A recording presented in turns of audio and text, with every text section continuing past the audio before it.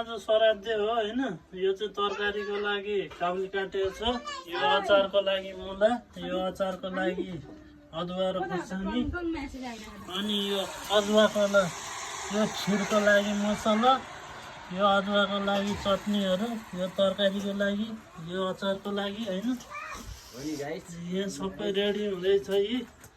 यहाँ भान्से 3-4 जना यहाँ उभिरहनु भएको छ। 3-4 जना भान्से नहुन् न, उभिरहनु भए भान्से कुकमेन भन्। अनि कुकम्यान नम्बर 1 यो सेलको कुक चाहिँ उहाँ हुनुहुन्छ। मेन साउजी अनि यो चाहिँ खिरको लागि दुध उम्लिरहेछ। यहाँ सेल पाकिरहेछ। मेन साउजीको कुक भन्। यहाँ हाम्रो दाइ सेल हालिरहनु भएको छ। अनि यो चाहिँ दाइले पकाएको सेल हो। ल हेरौँ है जोगायो। यो चाहिँ श्राद्धको लागि तयारी हुँदैछ है। त अरू पाकिसकेपछि फेरि भिडियो बन्छ है।